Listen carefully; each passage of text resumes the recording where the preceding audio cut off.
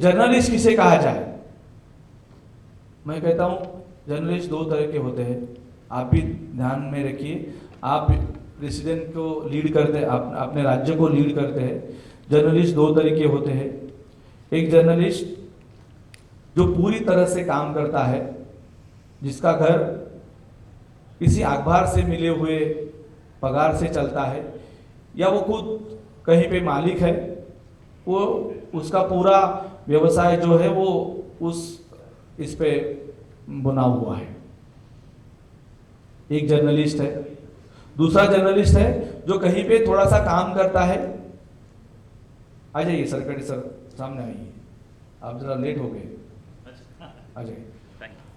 ऐसे कई जर्नलिस्ट है जो थोड़ा सा काम इधर का करते हैं और थोड़ा सा काम जर्नलिस्ट का करते हैं, जिसे हमारी मराठी में हाफ टाइम वाला जर्नलिस्ट बोलते हैं, अर्धवेळ, पार्ट टाइम जर्नलिस्ट। तो ऐसे एक जर्नलिस्ट होते हैं। जब सरकारी कोई योजना हम किसी को देते हैं तो सरकार बोलते हैं जो फुल टाइम रहते हैं उनको ही देनी चाहिए, क्योंकि ये हमारे मायने में नहीं आते। मैंने उनसे कहा कि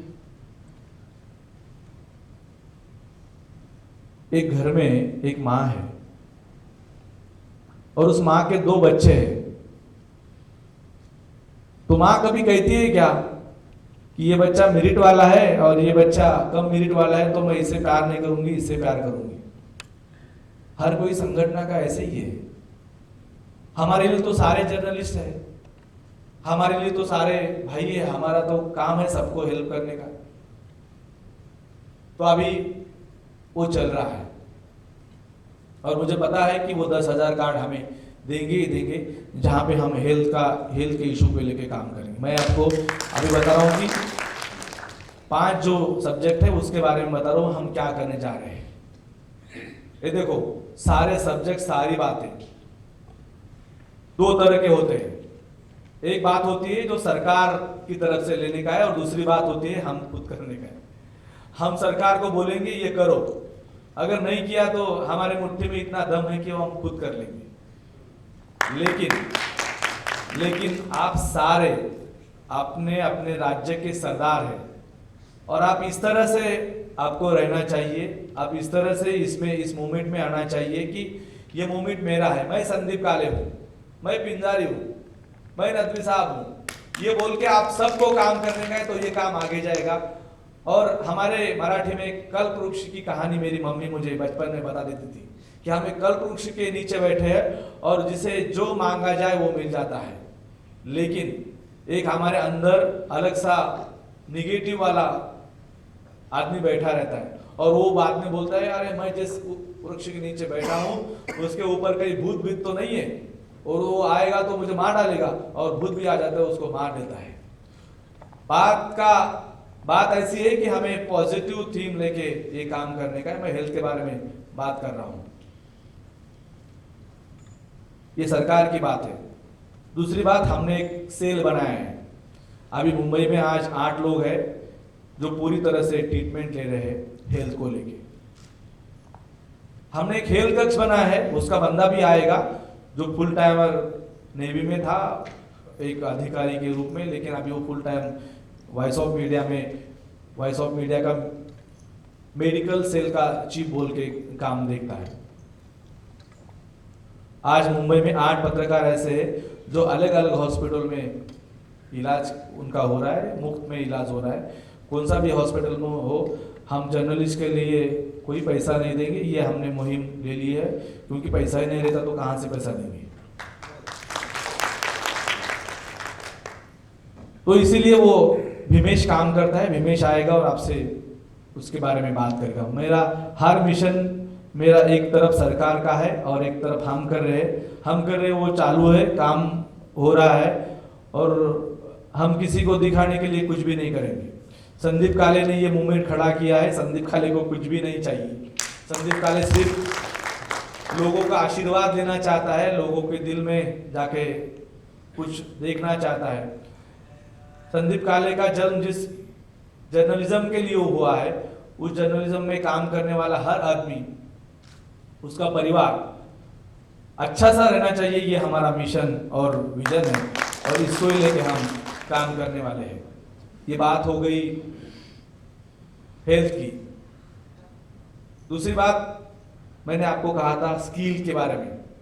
हमारा एक स्किल वाला यूनिवर्सिटी आ रहा है वॉइस ऑफ मीडिया का, जिसमें हम जर्नलिस्ट को स्किलिंग देने वाले हैं। और ये सारी बातें है, इसको मैं थोड़ा सा दूर रख के कुछ पैसों की बात करूंगा।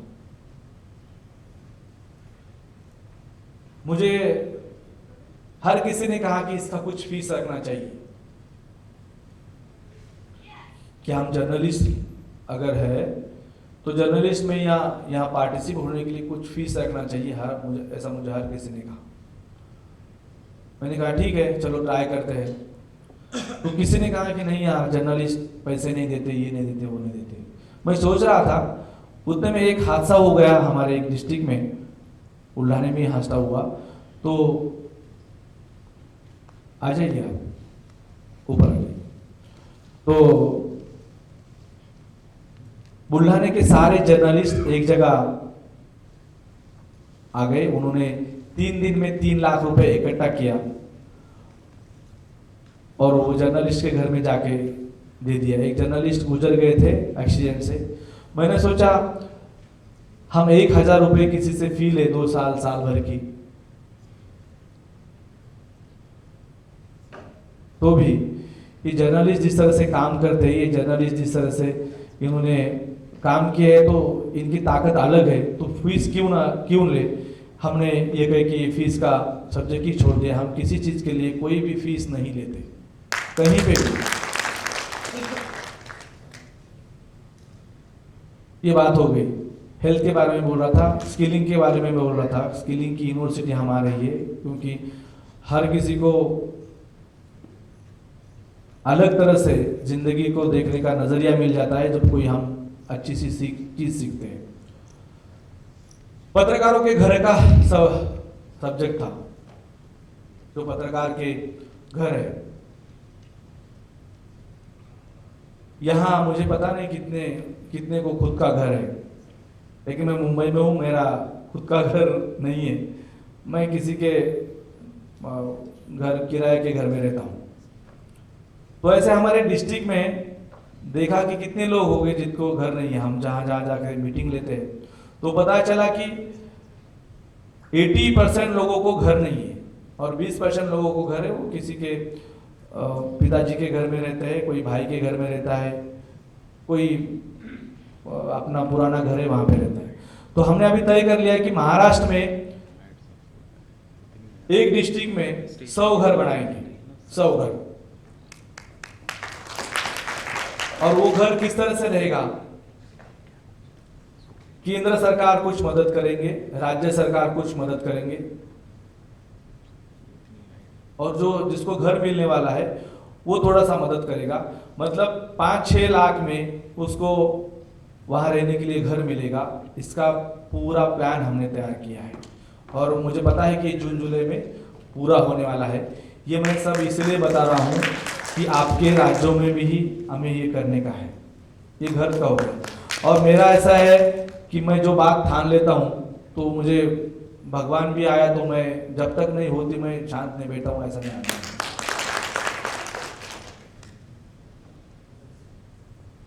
देश में ऐसा एक संगठन है XYZ जो पिछले 40 साल से चलता है। उसके सारे मेंबर्स 25,600 है, सारे मेंबर्स। और वॉइस ऑफ मीडिया पिछले 2 साल से काम करता है। वॉइस ऑफ के मेंबर है 28,600। मैं फिर भी बोल रहा हूं, हर कोई गर्व करता है, हर कोई कहता है कि मैं अलग हूं, मैं बड़ा हूं, उसका घर हमेशा खाली रहता है। हमें गर्व, किसी बात का गर्व नहीं करने का है। हमें सीधा जाके लोगों के हित के लिए काम करने का है। ये कब बढ़ेगा, ये कब आगे आएगा, जब हम लोगों के बारे में सोचेंगे और उनको दिखाएंगे कि हमने ये सीधा काम किया है। ये घर का सब्जेक्ट हो गया है। अभी ऐसा लगा ये केंद्र तो हर किसी को मदद करता है, घर के बारे में उनका स्कीम है, राज्य भी करता है। अगर नहीं हुआ तो भी किस तरह से करने का है, ये हमारा प्लान भी रेडी है। मैंने पिंडारी सर को भी कहा कि हमने आदमी चुने हैं और उनको लगता है कि सिर्फ पद लेके और कार्ड देके या पत्र देके ही हम वहाँ पे रुकने वाले हैं, हम तामझाम करेंगे, हमारी फोटो आएगी, हमारा पेपर में बड़ा नाम आएगा, इसके लिए हम ये काम नहीं कर रहे हैं। उसके लिए हमें प्लान बी, मतलब दूसरा आदमी वहाँ पे रेडी रखना चाहिए, क्योंकि मैं जब हरियाणा जाऊँगा, मैं मध्य प्रदेश जाऊँगा, मैं राजस्थान जाऊँगा, तो वहाँ पे सारे लोगों को लेकर काम करने वाला बंदा चाहिए। वो कितना बड़ा है, कितना छोटा है, कितने बड़े न्यूज़पेपर का है, कितने छोटे न्यूज़पेपर का है, ये मेरे लिए कोई बात मायने नहीं रखती। सिर्फ मेरे लिए ये बात मायने रखती है कि वो जाके उधर काम कैसे करे। इस तरह से हेल्थ का हो गया, एजुकेशन का। अभी मैं एजुकेशन के ऊपर आता हूँ। सारी बातें आप ध्यान से सुनिए। आप भी आंध्रा टीम, भाई साहब आप मोबाइल बंद कीजिए, प्लीज मोबाइल बंद कर दीजिए। अभी मैं एजुकेशन के ऊपर आता हूं।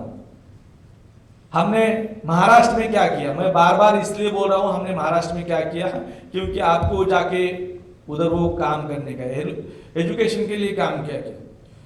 जिस जर्नलिस्ट का तनख्वाह 25,000 के अंदर है, उन सारे जर्नलिस्ट के बच्चों का शिक्षा मुफ्त में करने का हमने ठान लिया। और जब हमने सर्वे किया, हम कोई बात बिना सर्वे की, बिना रिसर्च की कोई बात नहीं करते। मैंने अभी जो बातें आपसे कही, जो अभी आपसे मैंने बात की, वो सारे बातें का हमने सर्वे किया, उसका रिपोर्ट बनाया। उसकी 6 लोगों की 10 लोगों की टीम थी, उसमें कुछ एडिटर थे, कुछ जर्नलिस्ट थे, कुछ हमारे पदाधिकारी थे। सारी बातें कोई बातें बिना रिसर्च के यहाँ पे नहीं हुई है। तो समझ में ऐसा आया रिसर्च में कि 25,000 पगार, तो 95% ऐसे जर्नलिस्ट है जिनका पगार 25,000 के बीच में है। आपको ताज्जुब लगता होगा, महाराष्ट्र बहुत बड़ा है, महाराष्ट्र का इकोनॉमी ऐसा है, महाराष्ट्र का इकोनॉमी ऐसा है, ऐसा बोला जाता है। लेकिन महाराष्ट्र में भी 95 जर्नलिस्ट ऐसे जिनका पगार तनख्वाह 25,000 के बीच में है। तो हमने ये निकाल दिया कि 25,000 वाले जर्नलिस्ट के बच्चों का ही हम काम करेंगे। हमने तय कर लिया कि सारे बच्चे, जर्नलिस्ट के सारे बच्चे जो है, जिनको लगता है कि हम मदद लेके पढ़े, तो उनके लिए हमने काम शुरू किया। भाई आप बात मत कीजिए, हेलो, डिस्टर्ब हो रहा है। तो हमने क्या किया कि 5 हमारे यहाँ बड़े बड़े प्रतिष्ठान है, संस्था है। हमारे यहाँ बालाजी बहुत बड़ा प्रतिष्ठान है, हमारे यहाँ सेगांव में है, हमारे यहाँ पुणे में गणपति है, मुंबई में गणपति है, शिरडी है साईं बाबा वाला। तो हमने सारे लोगों से हेल्प ली और उनसे कहा कि ये हमारे 15,000 बच्चे हैं और इनको आपकी हेल्प चाहिए। तो उन्होंने तुरंत हाँ कह दिया कि हम हेल्प करेंगे, जो चाहिए आप बोले हेल्प करेंगे। ये सेकंड वाला प्लान। फर्स्ट वाला प्लान सरकार की तरफ था। सरकार से जब हमने बात की तो सरकार ने कहा कि हम इसके लिए हेल्प करेंगे। इससे ज़्यादा आगे जाके सरकार से हमें बोला गया कि जो एडमिशन होता है पहली बार वाला, वो भी हम मुफ्त में करने के लिए सोचेंगे, उसका GR निकालेंगे। मैं हर बात लाइव कैमरे के सामने बोल रहा हूँ, हर बात का एविडेंस मेरे पास है। मैं ये आपको सीरियसली इसीलिए बता रहा हूँ। पीछे वाले भाई साहब मोबाइल बंद कीजिए, आप रख दीजिए मोबाइल।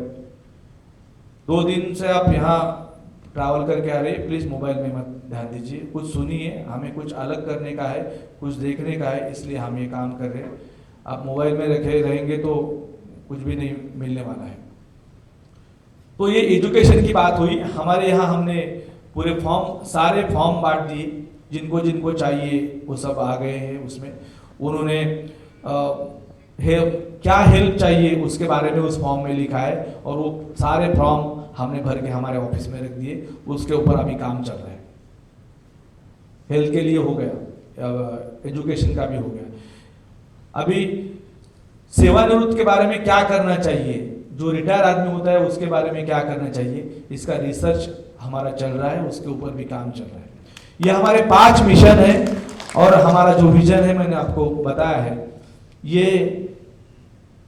एक ऐसा संगठन है, एक ऐसी लड़ाई है जिस लड़ाई में हम सबको जी जान लगा के उतरना है और काम करना है। और मुझे पता है यहाँ पे आने वाला, यहाँ पे अगर कोई आदमी आता है कि मुझे फोटो निकालने का है, मेरा बड़ा नाम होगा, और शाम में वो जब चला जाएगा तो वो कम से कम इतना जरूर सोचेगा कि ये जो लोग कर रहे हैं मिशन बोल के कर रहे हैं, और इस मिशन में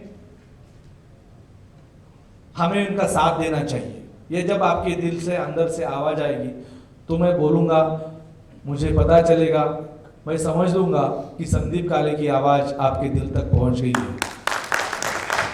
ये हमारे बिंदारी साहब पिछले 15-16 दिनों से परेशान हैं कि कितने लोग आएंगे, किस तरह से करेंगे, क्या करेंगे। मुझे पता है कि आप ट्रेन से आए हैं, किसी की खाने की व्यवस्था नहीं होगी, किसी की नाश्ते की व्यवस्था नहीं होगी, किसी को एक रूम में 2-2 लोग ऐसे कहीं रहना पड़ा है, हर एक को पता है। लेकिन हर एक मिशन में, हर एक आंदोलन में इसी तरह से होता है।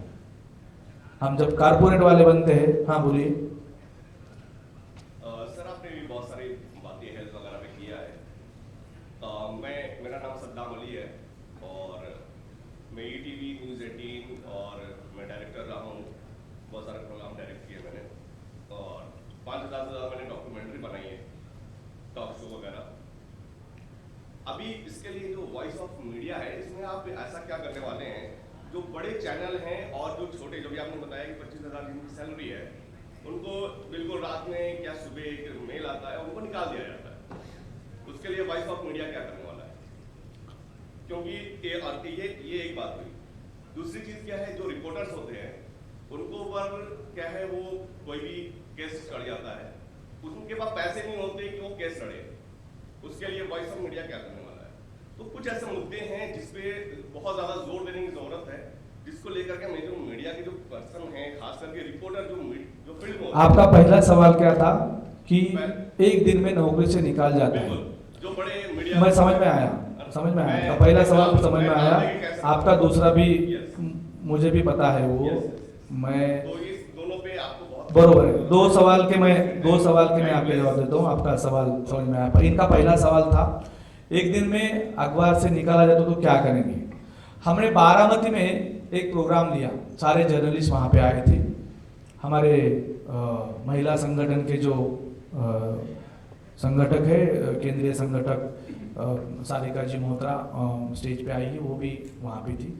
तो हमने वहाँ पे प्रोग्राम क्या लिया था, जो अभी भाई साहब ने सवाल पूछा था। मैं हर एक को बोलता हूँ कि पत्रकारों का खुद का उद्योग रहना चाहिए, कुछ तो वो उसका अलग काम करना चाहिए। मतलब वो उसकी बीवी करनी चाहिए, बेटा करने चाहिए। पत्रकारिता को लेके उसका जो पैसा आता है, उससे अगर वो उसका खुद का दिनचर्या चलाता है तो वो उसके ऊपर वो जुए से भी गंदा है, ऐसा मुझे लगता है।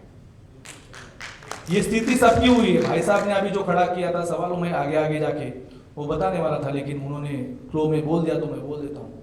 हमने उधर क्या लिया प्रोग्राम, एक कुल्फी वाले को हमने बुलाया था। उसका नाम है लाड़ाची कुल्फी, हमारे पुणे में बहुत फेमस है। मेरा दोस्त है, वो मेरे साथ था। उसने बोला कि मुझे एक दिन में 5 लाख रुपए मिलते हैं, मैं कुल्फी का व्यापार करता हूं, और उसको वो कुल्फी का व्यापार करने के लिए मैं हर एक से 3-4 लाख रुपए लेता हूं, जो अमानत रखनी पड़ती है। उसके बाद मैं उसको फ्रेंचाइजी देता हूं। लेकिन वॉइस ऑफ मीडिया के जो बंदे हैं उसको मैं 1 रुपया भी नहीं लूंगा, व्यवसाय शुरू करो। तो महाराष्ट्र में 21 लोगों ने शुरू किया। तो 21 लोग अभी कह रहे हैं कि मैं नौकरी कल से छोड़ देने वाला हूं, क्योंकि मुझे 20,000 रुपए रोज के मिलते हैं। सीधा करने का मतलब मैं ये करूंगा वो करूंगा ऐसा करेंगे, ऐसा नहीं, सीधा काम करने का। मैं हर एक को बोलता हूं कि हमारा उद्योग खुद का रहना चाहिए, हम काम करने चाहिए। मैं एडिटर हूं कहीं पे, लेकिन मेरी किताब है। अभी समझो मुझे कंपनी ने कुछ प्रॉब्लम आ गई, मेरी कंपनी बहुत अच्छी है, लेकिन फिर भी कुछ प्रॉब्लम आया और मुझे निकाल दिया, तो मेरा जो किताबों का रेवेन्यू आता है, जो मुनाफा आता है, उससे मेरा घर चला जाएगा। इतना मैंने कर लिया है। मैं लिखता हूं, मैं भाषण देता हूं, मैं कई प्रोग्राम अटेंड करता हूं, मैं कई कार्यक्रमों में जाता हूं, है ना? ऐका ना, संजय राऊत साहेबांनी बोला. संजय राऊत. हाँ, दीजिए, हाँ, आप. तो वो एक बात है. अभी संजय राउत जी आए. भागवत कराड़ जी से हमने एक बात कर ली थी, आपके बारे में ही. भागवत कराड़ जी से मैंने बात की कि हमारा पत्रकारों का महामंडल होना चाहिए. हर जात का, हर समूह का, हर चीजों का महामंडल है. तो हमारा महामंडल होना चाहिए. हर राज्य को 100 करोड़ रुपए हर साल मिलने चाहिए इस महामंडल. कांगो सर यावर. तो मैंने उनसे मांग की. उन्होंने कहा कि इसको जब आगे बढ़ा लेते और ये कर लेते, अच्छी आइडिया है. मुझे ये कहना है कि पत्रकारों की परिस्थिति बहुत ही हार्ड है, तो उनका उद्योग होना चाहिए, उन्होंने कुछ कर लेना चाहिए, ये मेरा कहना है. अभी तो पत्रकारिता इतना ये बढ़ गया है, तो हम बोल नहीं सकते, ऐसा है. तो सुदर्शन से दिवा लावायचं वगैरे बघा. ये दूसरी बात. तीसरी बात ये है, आपने दूसरी बात कही थी, ये कार्यक्रम होने के बाद बोलतो. आदरणीय संजय राऊत सर यांचं आगमन या ठिकाणी झाले. मी विनंती करतो की आपण स्टेजवर यायचं आहे. कांगो सर, आपण पण स्टेजवर यायचं आहे. सर या, बोलायचं आहे सर.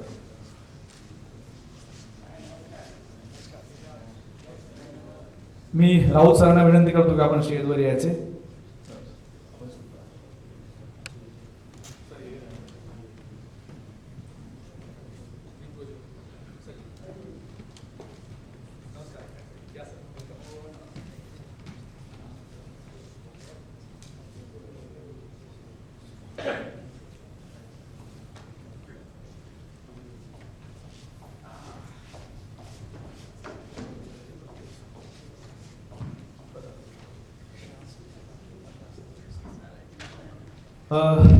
संजय राऊत सर यांचं आपण टाळ्याच्या गजरामध्ये या ठिकाणी स्वागत करूया, त्यांचं वेलकम करूया.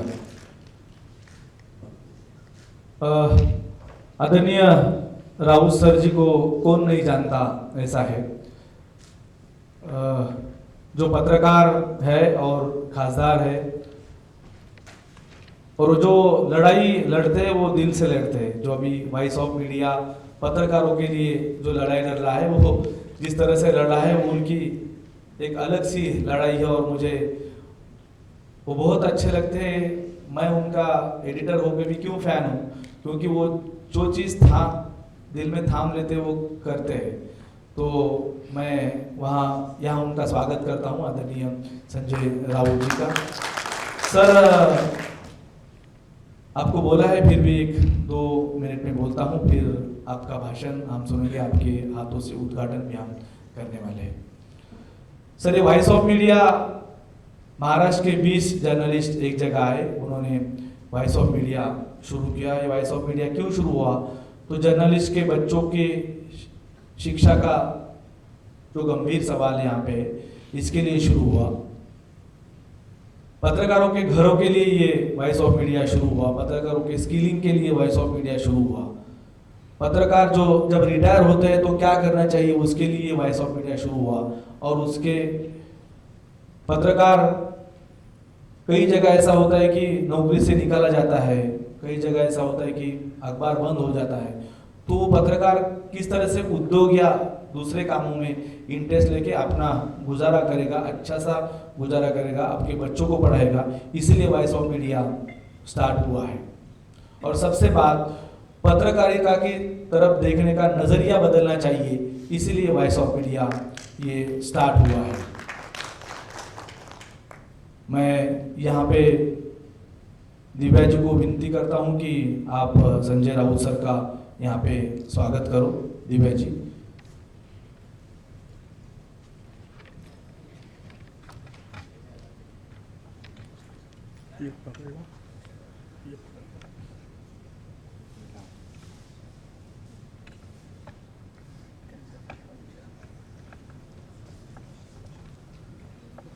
खड़े हो गए यार.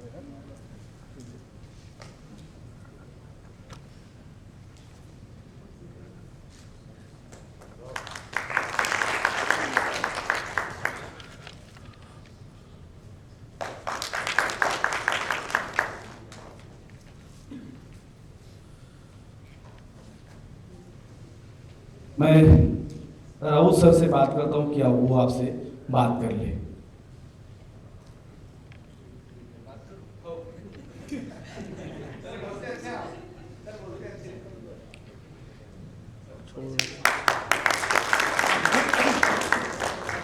छोड़ दो, तुम नहीं कर पाओगे, छोड़ दो।